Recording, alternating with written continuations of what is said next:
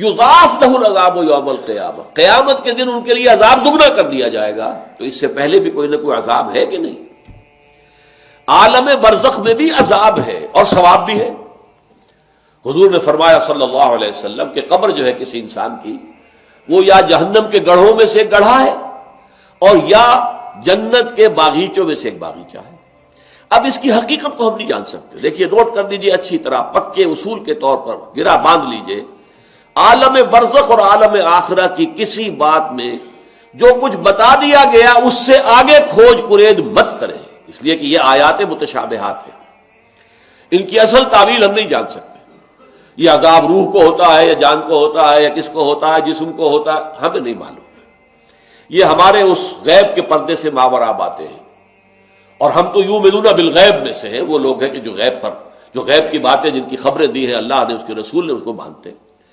لیکن ان میں جو ہے اجمال کے اوپر ہی اکتفا کرنی چاہیے۔ ہمارے ہاں بڑے بڑے جھگڑے، یہ قبر والا سنتا ہے کہ نہیں سنتا، اب اس کے لیے دلیلیں، جو ایک طرف وہ لوگ ہیں جو انکار کرتے ہیں کہ قبر کے اندر مردہ کچھ نہیں سنتا، ان کو کافر قرار دیتے ہیں۔ دیوبند کے مسلک کے لوگوں کے اندر بھی یہ ایک دوسرے کے لیے کفر کے فتوے موجود ہیں کہ جو نہیں مانتا سماع موتا کو وہ کافر ہے، دوسرے کہتے ہیں جو مانتا ہے سماع موتا کو وہ کافر ہے، مردہ کچھ نہیں سنتا۔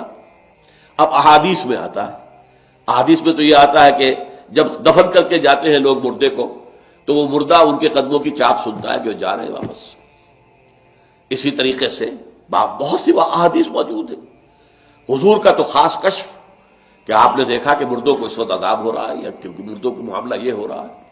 تو یہ ساری چیزیں ہیں، لیکن اس میں جو حل ہے وہ یہ ہے، جو چیز اجمالاً بتا دی گئی ہمیں، چاہے وہ عالم برزخ کی ہو، عالم برزخ بھی ہماری نگاہوں سے پوشیدہ ہے، ہمارے حواس خمسہ سے باہر ہے، اور عالم آخرہ بھی ہمارے حواس خمسہ کی جو بھی رسائی ہے اس سے ماورا ہے۔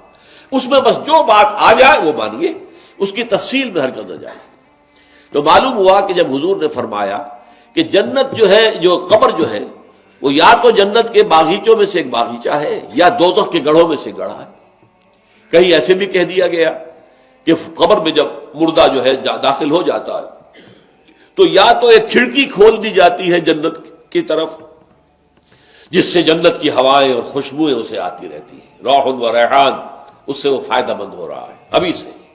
ابھی حساب کتاب تو ہوگا، یوم القیامت کو ہوگا جب اٹھائے جائیں گے۔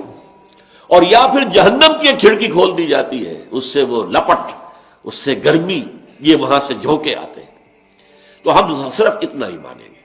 اب یہ روح کو ہے یا جسم کو ہے، یہ عالم برزخ میں قبر پر ہے یا کہیں اور کہیں عالم ارواح کے اندر، واللہ عالم۔ یہ ساری باتیں تو تبھی کھلیں گی جب ہم وہاں جائیں گے، تب حقیقت منکشف ہوگی۔ اس سے پہلے یؤمنون بالغیب ھدی للمتقین الذین یؤمنون بالغیب ویقیمون الصلاۃ ومما رزقناہم ينفقون۔ قرآن مجید کی ہدایت سے استفادے کی شرائط میں سے یہ ہے کہ آپ غیب پر بس ایمان لائیں جو بتا دیا گیا۔